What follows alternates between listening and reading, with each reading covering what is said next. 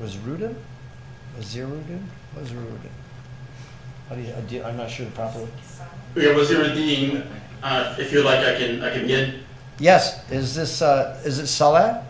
Yes, Saleh, yes, exactly, yes. Mayor, your mayor and councilors, I'm Saleh Waziruddin from the Niagara Region Anti-Racism Association. Okay. I lived in Niagara Falls for 10 years until a few years ago, the most time I've lived anywhere in Niagara. Please do not merge the anti-racism and diversity and inclusion committees. Having one committee instead of two means less time spent on anti-racism. And you can't do more for anti-racism by giving it less time. Even a subcommittee won't have that time that a full committee would. But the merger will do even worse than cut the time spent on anti-racism.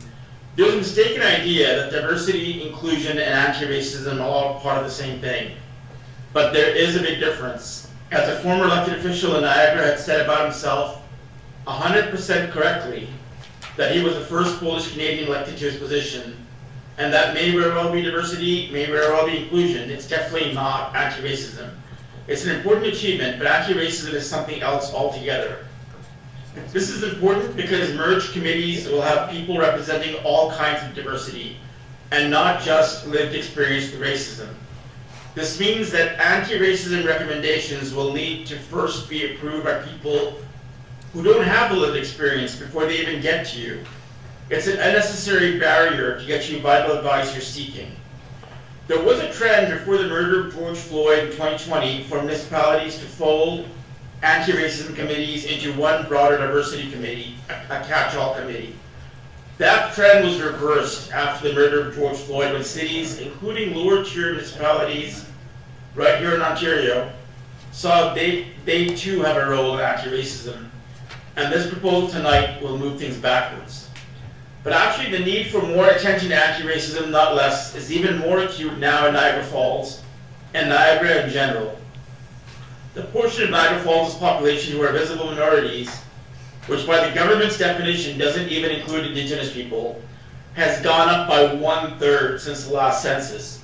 It was 12.7% in 2016, 2021 shows 16.5% visible minority for Niagara Falls, excluding Indigenous. The portion of the Black population increased by over 1/3, from 2.9 to 4.1%. The South Asian proportion has nearly doubled to 2.5% alone. We have Councillor Amanda Patel, the first BIPOC Niagara Falls councillor I know of since Burr Plato, who was elected over 100 years ago, and the first female BIPOC city councillor here. We need even more time spent on anti-racism than before. We in municipalities in Niagara have been falling further behind actually on anti-racism, while the rest of Canada and the world is marching ahead. There are specific lower tier municipality anti-racism measures that other cities in Ontario have been doing that our residents are missing out on. Merging the committees would obviously cut the time spent specifically on anti-racism, and it would water down the work of the committee by mixing in people who don't have lived experience with racism. Please keep the committee separate as you originally decided to do when there was a proposal earlier, just one diversity committee instead of a dedicated anti-racism advisory committee.